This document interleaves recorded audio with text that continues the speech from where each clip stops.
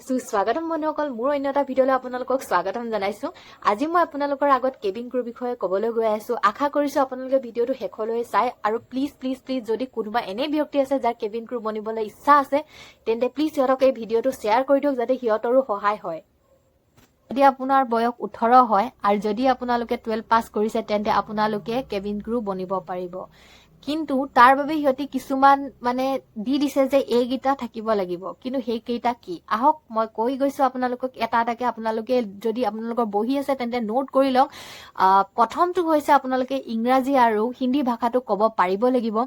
লগতে আপোনালোকৰ কনফিডেন্স থাকিব লাগিব, মুখত হাঁহি থাকিব লাগিব, কাৰণ হাঁহিৰ অবিহনে জীৱন সদায় আধৰুৱা। ৰব ধেমালি কৰিলো অলপ। ঠিক তেনেকে এইকেইটা কোৱালিটি থাকিব লাগিব। কিন্তু most important এটা কোৱালিটি হৈছে BMI। একচুৱেলি BMI টো বহুত ইম্পৰ্টেণ্ট হয় কেবিন ক্ৰুৰ বাবে। যদি আপুনি এজন ল'ৰা হয় তেন্তে হাইট আৰু ৱেট মিলাই যোনটো আপোনাৰ BMI ওলাব, সেই BMI টো সিহঁতি যোনটো ৰুলছৰ মতে দি দিব যে ধৰি লওক কিছুমান কেবিন ক্ৰুৰ 18ৰ পৰা 25 মিনিমাম 25লৈকে যদি আপোনাৰ ভিতৰত হয় তেন্তে আপোনালোকে অল অকে, ঠিক আছে। যদি মানি লওক আপোনাৰ 26 হৈ গৈছে তেন্তে আপুনি হয়তো ৰিজেক্টটো হৈ যাব পাৰে। যিহেতু মই কলো যে ল'ৰা এজনৰ BMI হ'ব লাগিব 18ৰ পৰা 25 আৰু যদি ছোৱালী হয় তেন্তে 18ৰ পৰা 22। সিমানৰ ভিতৰত থাকিব লাগিব। কিন্তু কিছুমান হয়তো ফ্লাইটৰ কাৰণে ৰুলছ বেলেগ হ'ব পাৰে। কিন্তু আপোনালোকে কেতিয়াও এই ভাবি ইণ্টাৰভিউ নিদিয়াকে নাথাকিব যে আপুনি ৰিজেক্ট হ'ব। সদায় এই কাৰণে ইণ্টাৰভিউ দিব যাতে আপোনালোকে এটা এক্সপিৰিয়েঞ্চ হয় আপোনালোকৰ, যাতে আপোনাৰ আগৰ ইণ্টাৰভিউটো ভাল হয়। সেইবাবে আপোনালোকে সদায় দিবলৈ চেষ্টা কৰিব। মই এনেকুৱা মানুহ লগ পাইছো যোনে 50 বাৰলৈকে কেবিন ক্ৰুৰ ইণ্টাৰভিউ দিছে। যোনে এতিয়া গ্ৰাউণ্ড ষ্টাফত কাম কৰি আছে, কিন্তু সিহঁতি এতিয়াও ট্ৰাই কৰি আছে যে মই কেবিন ক্ৰুত যাম। আৰু এনেকুৱা আছে যে সি প্ৰথমবাৰতে ইণ্টাৰভিউ দি পাছ হৈ গৈছে। আৰু এনেকুৱা কিছুমান মানুহ আছে যোনে একো নেজানেই কেবিন ক্ৰুৰ বিষয়ে, সিয়ে কেবিন ক্ৰু বনি আজি ফ্লাই কৰি ফুৰিছে। কেনেকে? একচুৱেলি সেইবোৰ হৈছে আপোনাৰ নিজৰ কষ্ট। আপোনাৰ যদি মনত এইটো ভাবি আপোনালোকে থাকে যে মই দেখিবলৈ কলা, মই বগা, মই শকত, মই ক্ষীণ, সেইবোৰ যদি ভাবি থাকে তেন্তে নহব, একদম নহব। যদি আপুনি শকত হয় তেন্তেও আপোনালোকে কেবিন ক্ৰু হ'ব পাৰিব। কিন্তু BMI টো মেইনটেইন থাকিব লাগিব। ডমেষ্টিক হৈছে ভাৰতৰ ভিতৰত যোনবোৰ ঠাই থাকে, যেনেকে ডিব্ৰুগড়ৰ পৰা গুৱাহাটী, গুৱাহাটীৰ পৰা দিল্লী বা দিল্লীৰ পৰা গুৱাহাটী, ঠিক তেনেকুৱা যোনবোৰ আমাৰ ভাৰতৰ ভিতৰত থকা জেগা ঠাই, সেইবোৰ ঠাইত যোনবোৰ ফ্লাই কৰে সেইবোৰ হৈছে ডমেষ্টিক। আৰু ইণ্টাৰনেশ্যনেল বুলি ক'লে যোনবোৰ ভাৰতৰ বাহিৰত, যেনেকে আপুনি দিল্লীৰ পৰা ডুবাই গৈছে, দিল্লীৰ পৰা মাস্কাট গৈছে, দিল্লীৰ পৰা চাউদি গৈছে, ঠিক তেনেকুৱা যোনবোৰ জেগা থাকে সেইবোৰ আমি বাহিৰৰ ঠাই বুলি ক'ব পাৰো। তাৰ বাবে একচুৱেলি কিছুমান ৰুলছ আছে। যেনেকে ধৰি লওক আপোনালোকক মই ক'লো 18 বছৰ হ'ব লাগিব। যদি আপোনালোকে ডমেষ্টিক ফ্লাইট কৰে তেতিয়া আপোনালোকৰ বয়স 18 হ'ব লাগিব। কিন্তু যদি আপোনালোকে ইণ্টাৰনেশ্যনেল ফ্লাই কৰিম বুলি ভাবিছে তেন্তে আপোনালোকৰ বয়স 21 হ'ব লাগিব। আৰু যেতিয়া আপোনালোকৰ 21 হ'ব তেতিয়া আপোনালোকে যদি এপ্লাই কৰে তেন্তে আপোনালোকে চিলেকশ্যন হ'ব। যদি আপোনালোকৰ বয়স 20 হয়, 18 হয়, 19 হয় তেন্তে আপোনালোকে ৰিজেক্ট হৈ যাব। সেইবাবে আপোনালোকে 21ৰ পিছতেই ইণ্টাৰনেশ্যনেল ফ্লাইটৰ বাবে এপ্লাই কৰিব পাৰিব। বহুতৰ হয়তো জানিবলৈ ইচ্ছা গৈছে যে এজন কেবিন ক্ৰু পেমেণ্ট কিমান পায়। একচুৱেলি কেবিন ক্ৰুৰ পেমেণ্টৰ ৰুলছবোৰ বেলেগ বেলেগ থাকে। চব ফ্লাইটৰে আপুনি বেলেগ বেলেগ দেখা পাব। ধৰি লওক কিছুমান ফ্লাইটৰ এনেকুৱা থাকে যে আপুনি যদি 30,000 আপোনাৰ বেচিক চেলেৰি হয় তেন্তে আপোনালোকে যিমান ফ্লাই কৰে তাতে প্লাছ হৈ গৈ থাকে আপোনাৰ চেলেৰিটো, ঠিক আছে। তো ফিক্স নাথাকে।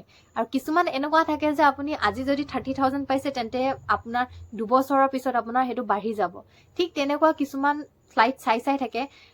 তো ফিক্স কোনো এটা পেমেণ্টৰ কথা আমি ক'ব নোৱাৰো ইমানে পেমেণ্ট পাব বুলি। সেইকাৰণে এইটো কেতিয়াও ফিক্স নাথাকে।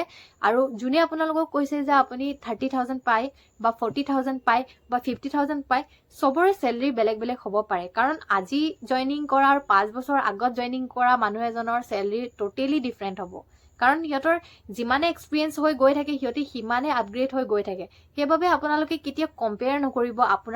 আপুনি যদি 30,000 পাইছে আজি জইনিং কৰি, তেন্তে আপোনালোকে হেপি সেই 30,000টো ল'বলৈ ট্ৰাই কৰক। যে এইটো নাচাব যে তাই মোতকে বা সি মোতকে কিয় চেলেৰি বেছি। যদি কেবিন ক্ৰুৰ বাবে ইণ্টাৰভিউ দিব গৈছে তেন্তে আপোনালোকে ক্লাছ 10 আৰু 12ৰ চাৰ্টিফিকেট নিব লাগিব, লগত আধাৰ কাৰ্ড নিব লাগিব, পাছপৰ্ট লৈ যাব লাগিব, আৰু ফুল লেন্থৰ আপোনাৰ ফটোকপি এখন হ'ব লাগিব, আৰু পুৰা ফুল ফৰ্মেল ড্ৰেছত থাকিব লাগিব আপোনালোকে আৰু লগতে এখন পাছপোৰ্ট সাইজৰ ফটো লৈ যাব কাৰণ সিহঁতি হয়তো বিচাৰিব পাৰে নৰ্মেলি যোনবোৰ ইণ্টাৰভিউ হয় এটা 4টা ৰাউণ্ড পাতে হয়তো কিছুমানে বেলেগ বেলেগ ৰাউণ্ড পাতিব পাৰে প্ৰথম ৰাউণ্ডটো হৈছে ইন্ট্ৰডাকশ্যন ৰাউণ্ড য'ত আপোনালোকে নিজৰ বিষয়ে ক'ব লাগিব সেকেন্ড ৰাউণ্ডটো হৈছে আপোনাৰ জিডি ৰাউণ্ড য'ত 10জন ভাগ কৰি দিব ধৰি লওক আপোনালোকক এটা টপিক দি দিলে যে এইটো বিষয়ে কওক তো সেই বিষয়ে আপোনালোকে ক'ব পাৰিব আপোনালোকে যদি ভাল কয় তেন্তে তাত সিলেকশ্যন হ'ব পাৰিব কিন্তু যদি আপুনি ইন্ট্ৰডাকশ্যনটো ভালকে নিদিয়ে তেন্তে আপুনি সেকেন্ড ৰাউণ্ডলৈ আহিব নোৱাৰে ফাৰ্ষ্ট ৰাউণ্ডতে আপোনালোকে মানে আউট হৈ যাব সো সেইকাৰণে ইন্ট্ৰডাকশ্যনটো ভালকে প্ৰিপাৰেচন কৰিব আৰু সেকেন্ড ৰাউণ্ডটো জিডি হ'ল থাৰ্ড ৰাউণ্ডটো হৈছে আপোনাৰ BMA টেষ্ট হ'ব বা আপোনাৰ ধৰি লওক হাইট ৱেইট চাব সিহঁতি হাতত টেটু আছে নেকি চাব বা মানে সেইবোৰ চেক কৰে সিহঁতি মেডিকেল বুলিও ক'ব পাৰে নৰ্মেলি আৰু লাষ্ট ৰাউণ্ডটো হৈছে আপোনাৰ ধৰি লওক 1 by 1 যাব লাগিব আপুনি আৰু তাত গৈ আপোনাক কিছুমান কুৱেশ্যন সুধিব আৰু আপুনি সেই কুৱেশ্যনৰ আনসাৰটো দিব লাগিব এটা ৰাউণ্ড পাৰ হৈছে তেন্তে আপোনালোকে ভাবিব পাৰে আপুনি সিলেকশ্যন হৈছো কিন্তু তাৰ পিছত আৰু এটা ৰাউণ্ড হয় সেইটো হৈছে মেডিকেল টেষ্ট যদি আপোনালোকে 4টা ৰাউণ্ড পাৰ কৰিছে তাৰ পিছত আপোনালোকক মাতিব মেডিকেলৰ বাবে সেই মেডিকেলটো একচুয়ালি আপোনালোকক ডেট ফিক্স কৰি দিব যে আপুনি এইটো ডেটৰ মতে যাব লাগিব ইমানটো সময়ত যাব লাগিব ঠিক তেনেকৈ আপোনালোকে গৈ নিজৰ মেডিকেল টেষ্ট কৰিব লাগিব আৰু যদি তাত আপোনাৰ ৰিজাল্ট ওকে আহে তেন্তে আপোনালোকে ফ্লাই কৰিব পাৰিব আৰু তাৰ পিছতে আপোনালোকৰ ষ্টাৰ্ট হৈ যাব আপোনালোকৰ ট্ৰেইনিং এতিয়া আপোনালোকে হয়তো ভাবি আছে যে আপোনালোকে গম কেনেকৈ পাব কেবিন ক্ৰু ইণ্টাৰভিউ ক'ত আছে কেতিয়া আছে কোনখন ফ্লাইটৰ আছে তাৰ বাবে আপোনালোকে যোনখন ফ্লাইটৰে আপোনালোকৰ সপোন আছে সেই ফ্লাইটখন সাৰ্চ কৰি মেলি সিহঁতৰ অফিচিয়েল আইডিত যাব লাগিব আৰু তাতে আপোনালোকৰ ফুল ডিটেইলছ লিখা থাকিব মানে ধৰি লওক ডিব্ৰুগড়ত ইণ্টাৰভিউ কোন তাৰিখে আছে দিল্লীত কেতিয়া আছে গুৱাহাটীত কেতিয়া আছে বা তিনচুকীয়া যতো আপোনাৰ ইণ্টাৰভিউ হ'ব সব তাত ডিটেইলছ থাকিব আপোনালোকৰ কোনো ধৰণৰ আপোনালোকে টেনচন ল'ব নালাগে যোনদিনাখন আপোনালোকে ইণ্টাৰভিউ দিবলৈ যাব সেইদিনাখন আপোনালোকে লগত লৈ যাব লাগিব আপোনালোকৰ এখন ৰিজিউমে লগত আপোনালোকে লৈ যাব পাছপোৰ্ট আধাৰ কাৰ্ড হাই সেকেন্ডাৰী আৰু মেট্ৰিকৰ সাৰ্টিফিকেট আৰু পাছপোৰ্ট সাইজ আৰু এখন ফুল লেন্থৰ ফৰ্মেল ড্ৰেছত থকা ফটো লৈ যাব আৰু এইকেইটা ডকুমেন্ট লৈ আপোনালোকে ইণ্টাৰভিউ দিবলৈ যাব পাৰিব যদি আপোনালোকক কোনো ধৰণৰ হেল্প লাগে তেন্তে আপোনালোকে মোক মেছেজ কৰিব পাৰে হয়তো ইয়াত কৰিব পাৰে নহয়তো মই ইনষ্টাগ্ৰামত আছো আৰু ফেচবুকত আছো দুইটাৰে লিংকটো মই মোৰ ডেছক্ৰিপশ্যনত দি দিম আপোনালোকে মোক মেছেজ কৰিব পাৰে আৰু যদি ভিডিওটো ভাল পালে প্লিজ লাইক কমেন্ট শেয়াৰ কৰি দিব আৰু প্ৰতিজন যাৰ যাৰ সপোন আছে তেওঁক যাতে আপোনালোকে এই ভিডিওটো শেয়াৰ কৰি দিয়ে ধন্যবাদ